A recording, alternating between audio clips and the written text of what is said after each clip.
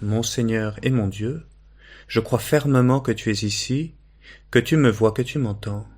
Je t'adore avec profonde révérence, je te demande le pardon de mes péchés et la grâce de faire avec profit ce moment de prière. Ma Mère Immaculée, Saint Joseph, mon Père et Seigneur, mon ange gardien, intercédez pour moi. Voilà, on a les nouvelles des inondations à Valence, dans le sud de l'Espagne et partout en Europe. On a des nouvelles de guerre à non plus finir, la COP29 et la crise écologique pour rajouter au tout. Voilà, des annonces et des annonces avec des relents apocalyptiques d'une situation politique dans certains pays. À vrai dire, quand on lit les journaux ou qu'on écoute les différents médias, on croirait la fin du monde imminente. Je ne sais pas comment tu accueilles ces terribles nouvelles. J'espère que tu pries pour toutes ces questions. En tout cas, une chose est sûre. Les médias finiront un jour par avoir raison. Le monde aura bel et bien une fin, nous dit la science, que ce soit dans 4 milliards d'années quand notre galaxie implosera, ou avant, si enfin l'humanité parvient à accomplir ce que les médias nous assurent être si inévitable. Quoi qu'il en soit, la seule question qui reste en suspens, et c'est pas la moindre, c'est quand cela arrivera-t-il? C'est en fin de compte la question à 1 million.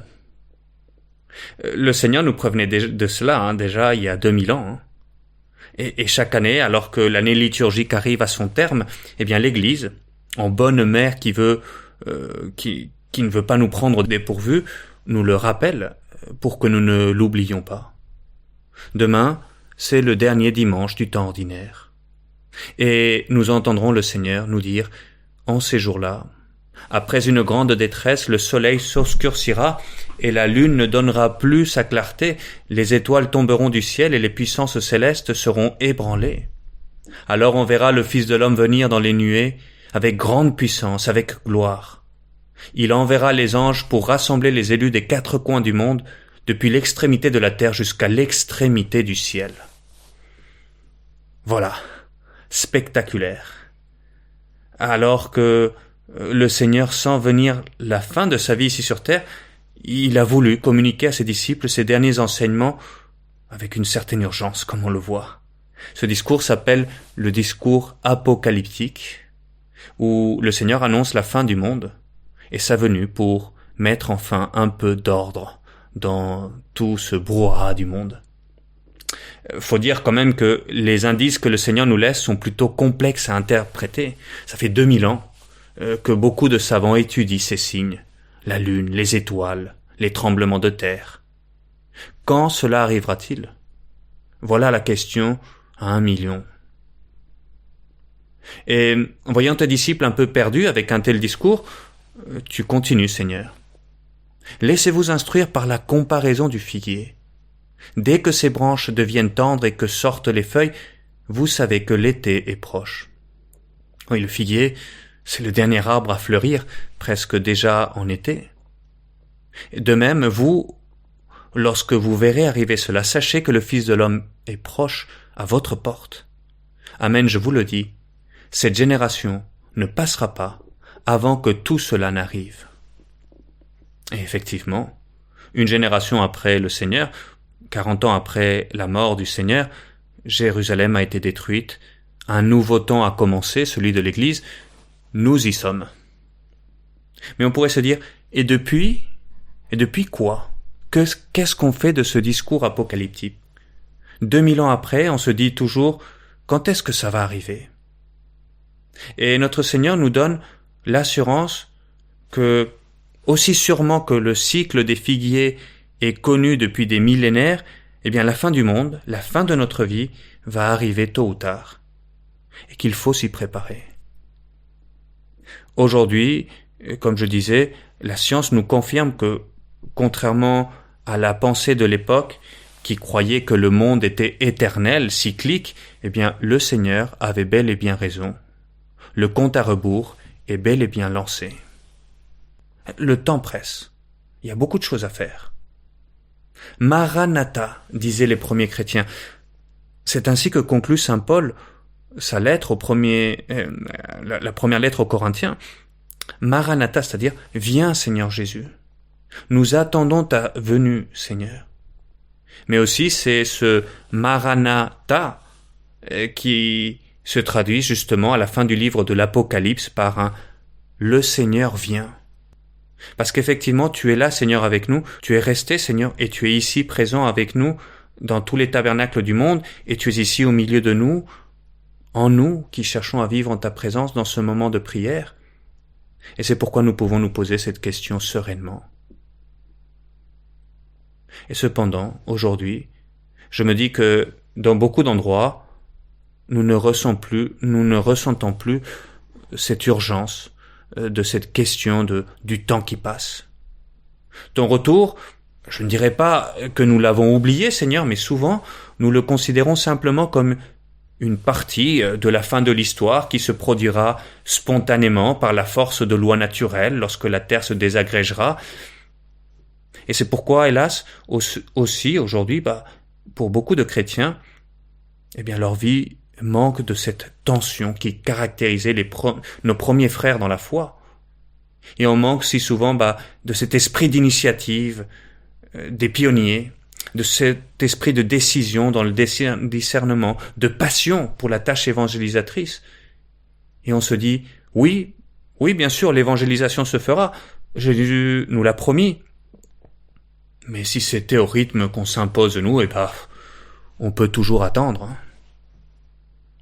Seigneur, où est passée cette urgence missionnaire, cette urgence de diffusion du bien que tu communiquais à tes disciples? Tu es venu apporter un feu sur la terre, et comme tu brûlais, Seigneur, du désir de le voir prendre et se répandre partout. Les premiers chrétiens, eux, ils prenaient très au sérieux tes paroles.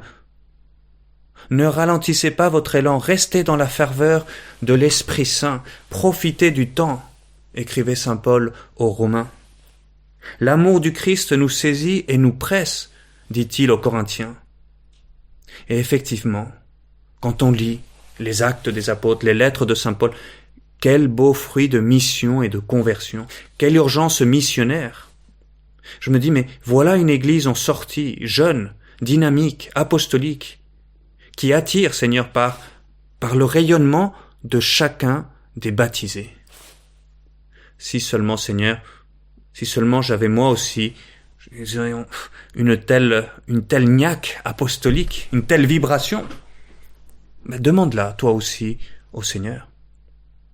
Il y a des tas de belles possibilités autour de nous. Regarde le nombre de catéchumènes en France. Il y a beaucoup de gens qui attendent qu'on leur annonce le Christ. Et c'est pourquoi je comprends, Seigneur, que après nous avoir donné l'assurance de la fin du monde et de ta deuxième venue, tu nous annonces aussi très clairement que tu ne comptes pas nous révéler quand cela se produira. Oui, face à la question à 1 million, tu t'empresses, Seigneur, aussitôt de nous ôter toute illusion. Quant à ce jour et à cette heure-là, nul ne les connaît, pas même les anges dans le ciel, pas même le Fils, mais seulement le Père. Le jour de la fin du monde, c'est sûrement le secret le mieux gardé au monde, le mieux gardé au ciel.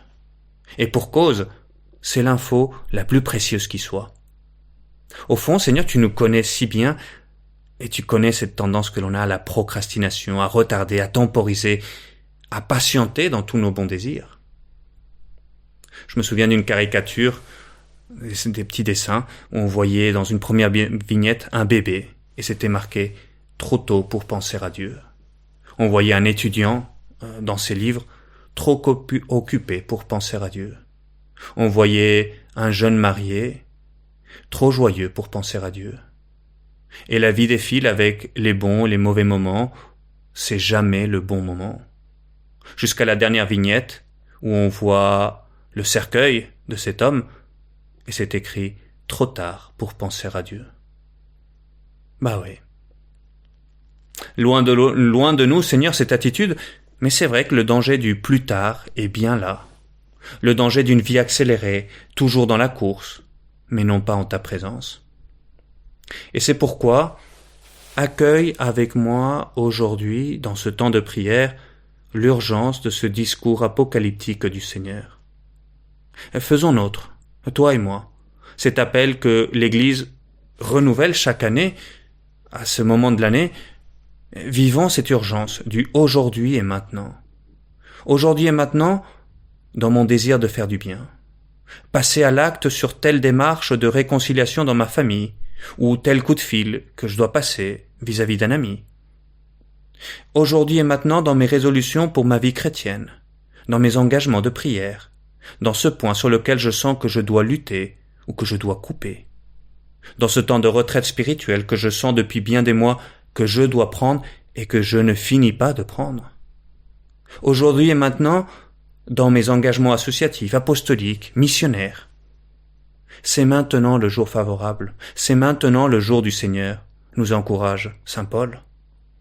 Car, comme se disaient si bien les premiers chrétiens, Maranatha, viens Seigneur Jésus. Parce qu'après tout, tu es déjà là auprès de nous. Au fond, la fin des temps, elle a commencé il y a 2000 ans. Et au final, ce secret le mieux gardé au ciel, eh bien, je dirais que tu ne l'as pas révélé, Seigneur, parce qu'au fond, peu importe. Car c'est aujourd'hui que je peux tout simplement vivre mon quotidien avec toi, Seigneur. Comme si c'était mon dernier jour. Comme si c'était tout simplement le jour que tu me donnes, Seigneur, de vivre avec toi.